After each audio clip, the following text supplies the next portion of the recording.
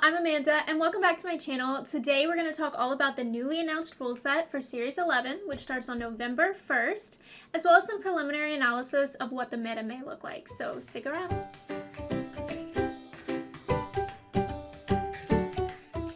So, Series 11 will use the same rule set as Series 8 did, meaning the Dynamax is now allowed again, and you can still have one restricted Pokemon on your team. Because you can only have one restricted Pokemon on your team, however, that one restricted Pokemon has to do a lot of work for you, meaning most people will only use one of a few restricted Pokemon on their team, while a lot of people will also try to mimic some restricted Pokemon with non-restricted replacements. So the three most commonly used restricted Pokemon from Series 8 are expected to dominate Series 11 again. So that would be KYOGRE, which still only has two weaknesses, Grass and Electric, and benefits from its Drizzle ability, doubling all of its water type damage. On top of that, it has the amazing move Water Spout, which does 150 base power damage when the KYOGRE is at full health. So really expect KYOGRE to be supported by speed control so that it can get as many powerful water spouts off as possible. So next up is ZACIAN. It's got a really high base speed, it's fairly decently bulky, and its ability Intrepid Sword effectively neutralizes Intimidate because it enters the field with a +1 attack boost. Now it can't Dynamax, but the raw firepower of Crowned ZACIAN makes up for that immensely, and it helps it really serve as a late game sweeper with its fast speed. Keep in mind that ZACIAN often forms a core with Gigantamax Lapras in a core known as LAPDOC. So Gigantamax Lapras can use GMAX Resonance to set up Aurora Veil, further protecting ZACIAN and increasing its bulk while allowing it to do as much damage as possible. And the last of the three most commonly used restricted Pokemon we expect to see again in Series 11 is CALYREX. Both the Shadow and Ice Rider forms will likely be very popular. The Shadow Rider CALYREX is really a very good restricted Pokemon that can really steamroll the opposition. That's because it has the ability Grim Neigh, and Ice Rider has the ability Chilling Neigh. And this works kind of like Moxie, where if the Pokemon is the one to KO an opposing Pokemon, then it'll get a +1 boost to either its special attack or physical attack, depending on which form of CALYREX Rider you are using. On top of that, both forms have an extremely powerful 100% accurate spread move in Astral Barrage and Glacial Lance. Now, CALYREX Shadow Rider is very fast, and with the right redirection support can really do a lot of damage. And Ice Rider is fairly slow, which means if you see a team making use of Ice Rider CALYREX, expect it to have Trick Room or some other form of speed control in some way. Keep in mind though that Shadow CALYREX has two 4x weaknesses in the form of Dark and Ghost, which means it will basically be KO'd by a Sucker Punch. So you really need to be able to maneuver around those Sucker Punches because there's nothing Shadow CALYREX can do to avoid them because it's a priority move. And some really common replacements for other restricted Pokemon are Groudon being replaced by TORKOAL as a Drought Setter.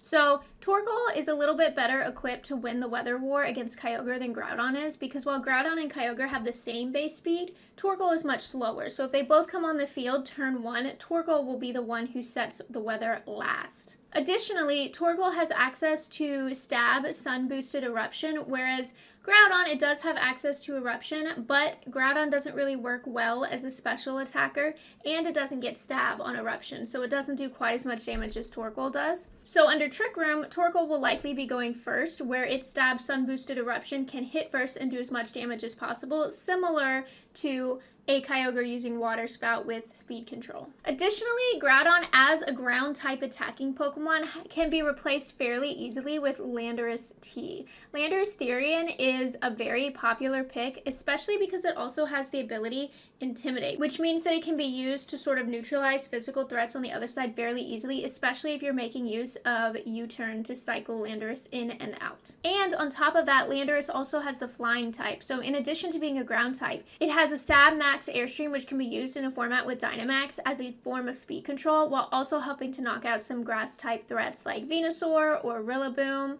or even some flying type threats like both forms of Urshifu. And finally, Yveltal is a restricted Pokemon that's commonly replaced by Galarian Moltres because they're both usually a bulky dark flying type. Moltres doesn't have access to Yveltal's Dark Aura, which boosts its Stab dark type moves, but once Berserk is activated, Galarian Moltres can do just as much damage as Yveltal with its dark type moves, and it has access to other type moves that will also be powered up by Berserk, like its Stab flying moves. So those are some common restricted Pokemon and restricted replacements that we can probably expect to see become more common in the Series 11 meta. What I want to talk about now are cores, and these are pairs or groups of Pokemon that are often paired together to cover weaknesses and gain synergy in order to put you in the best position possible to win. So the first one up is the very common Tornogre, and that's Kyogre and Tornadus Incarnate. Because Tornadus has the Prankster ability, it can set Tailwind with a +1 priority, and as a Prankster user, only Whimsicott is faster than Tornadus. In addition to that, Kyogre can hit rain-boosted water spouts with Tailwind behind it without really having to worry about opposing Pokemon hitting it too hard. And then again, because Tornadus has Prankster, it can reset the rain through Prankster Rain Dance if after 5 turns Kyogre is still on the field. And not only that, but Pokemon like Rillaboom can be really big threats to Kyogre, and Tornadus can deal with them fairly easily with Stab Hurricane or Max Airstream. Additionally, Hurricane has a 100% accuracy in the rain. It will not miss. Another common core you'll see a lot is GMAX Venusaur and a Sunsetter, so that's either Groudon or Torkoal. Something to keep in mind is that GMAX Venusaur does a really good job of covering its weaknesses. So it has Stab, Grass, and Poison attacks plus Weather Ball in the Sun, and all 3 of those moves will cover the 3 types that can hit Groudon for super effective damage, while Groudon then offers coverage against the Fire and Steel types that might resist GMAX Vine Lash. Keep in mind as well that commonly Sun teams will have additional Pokemon that can benefit from the use of the Sun. So that could be Pokemon like GMAX Charizard, whose solar power will power up its moves as long as it's in the sun. And another core that I actually talked about already is LAPDOC. This is GMAX Lapras and Zacian. So this is a core that kind of gives you the best of both. You get increased bulk, but you also get great offensive pressure thanks to Zacian's Intrepid Sword boosted stab attacks. So every member of this core can be trained to be either defensive or offensive, and both of these Pokemon offer really good synergy because GMAX Lapras' GMAX Resonance will set up Aurora Veil, protecting both Pokemon against physical and special attacks, and Zacian can really put on that offensive pressure, especially because it doesn't need a ton of speed control because it's already very fast. And finally, the last core I want to talk about here is INDEEDEE Female and CALYREX Shadow. So we talked before about how weak CALYREX Shadow is to dark type moves in general, but especially moves like Sucker Punch, which Shadow CALYREX can't really deal with on its own because it's a priority move. So what INDEEDEE Female can do is use Follow Me to redirect moves away from Shadow Rider, in addition to having that Psychic Terrain boost, which protects Shadow Rider against